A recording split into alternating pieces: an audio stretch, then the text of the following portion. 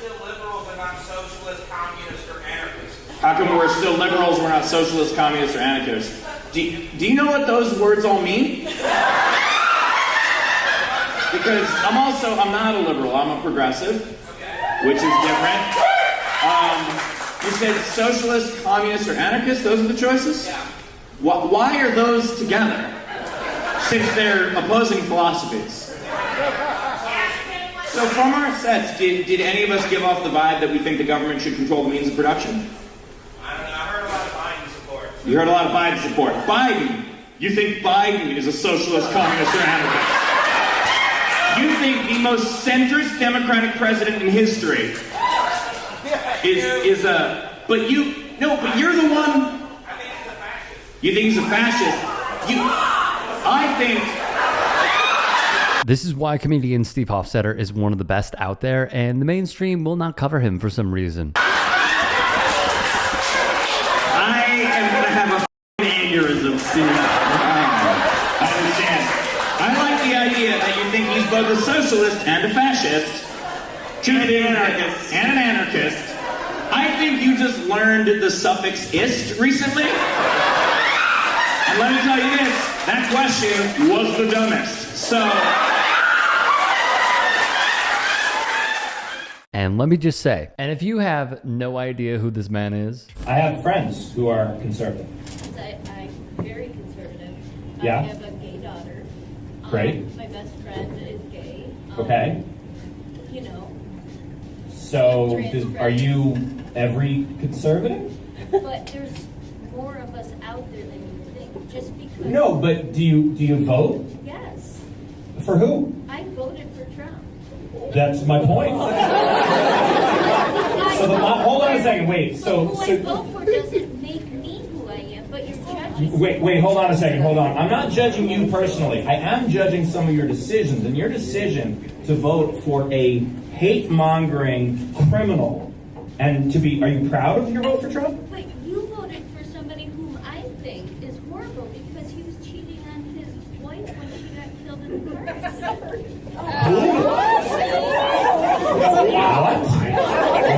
This is some of what he does at his shows. Hold on a second, hold on. Wait, just a moment. Can I answer your question? Yes. Okay. So if I am to understand you, you are upset that Joe Biden has been accused of cheating on his wife. And yet...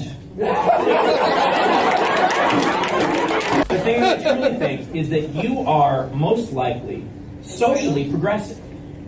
However, I think that whether it is because you have decided you don't want to look into it too far or because you're listening to someone else, you haven't researched the differences in what some parties are voting for, what some parties believe, and so you associate yourself with conservatives despite many of your viewpoints having nothing to do with them. And so what I am making fun of in this set, and this is your original question, is that. If this is important to you, and it sounds important to you, it's important enough for you to raise your hand in front of 200 people and go, this is the thing I'm going to say, that makes it seem important, then please, after this, look it up. Find out what it means. And then see if it's still important to you. And that's how it works. And that's how we all change. That was the point of the set. The idea that the ideals that we were given to by our parents or the people we grew up with aren't necessarily the ideals that we have to keep for the rest of our lives. And compassion is important. But compassion doesn't mean being compassionate for hate. And that's where I draw the line. I support everyone's identity regardless if it makes sense to me or not. So my question is, dissociative identity disorder, formerly multiple personality disorder, is considered to be just that, a mental disorder. What makes that different from transgender, non-binary people? Specifically non-binary individuals who identify as they, them. Okay. First of all, they, them can be singular or plural, and the people who argue that it's always plural don't understand basic grammar. What makes it different is the people who spend their lives studying this and are experts on this say that it is different. And I trust them to know more about a subject that I don't know. If you don't trust the entire medical industry to be telling you the truth about that, then you should take your car to a florist the next time it breaks down. Because if you don't trust experts on one thing, why would you trust them on something else? And the fact of the matter is, we need to trust people who have spent their whole adult lives researching something rather than a meme you see once. I didn't really understand dissociative disorder until I met someone who had it, because the way that it's portrayed on TV is utterly ridiculous.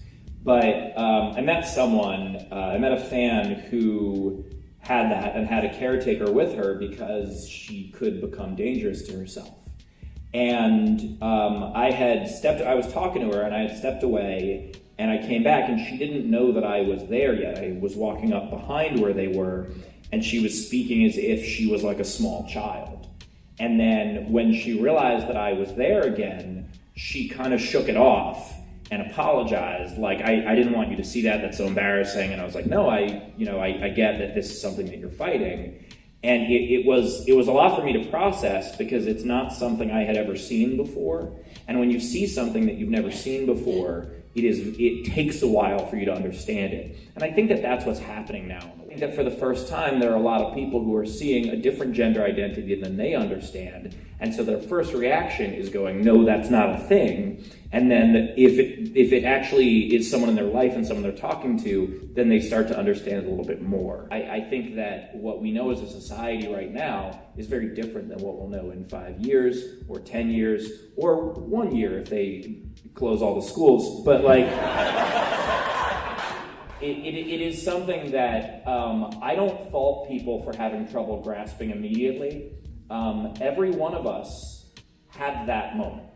Every one of us, anyone who pretends that they got it the second they were told it the first time is lying. Because anything that is different to us, it takes a little bit to process. And he also broke down how he picks and chooses when he must go on the attack from a heckler or someone who's being transphobic or someone who is fully brainwashed in MAGA, or if they could use it as a learning experience. Take a look. Every now and then, someone just does show up, especially when I'm in a comedy club instead of a theater or a rock venue, because they're just like, hey, what's there to do today? And if there's one thing we know about that side of the coin, it's that they do not do their own research. So when that happens, I try to be as patient as possible because I try to reach them. Now, if they're being combative, yeah, I'll hit right back. Sure. But there's a video that went very, very viral of mine on TikTok. Someone actually, weirdly enough, someone who reshared it got millions of views when mine, because that's how the algorithm works. 100%. But it's someone asking me about how can I, refer to myself as progressive while being unwilling to talk to the other side of the aisle. And I broke it down very patiently and explained that, like, I have conservative friends. I don't have MAGA friends because conservative is a political and economic ideology. MAGA is a system of ethics. That's different. And so what I did, I was trying to reach this person, but more so, I was trying to give ammo to the other hundreds of people in the room who are going to go home for Thanksgiving and talk to their families. Yes. And I look at my social media that way too, is that I'm not going to convince someone that's coming at me swinging, but I would like to try to help give talking points to those who may have relationships with those people, if that makes sense. If you can and are willing, please become a paid member here at TYT Sports. And or go to tyt.com/join. In addition, you can follow me on Twitter, Instagram, and TikTok. Appreciate it. Have a great day.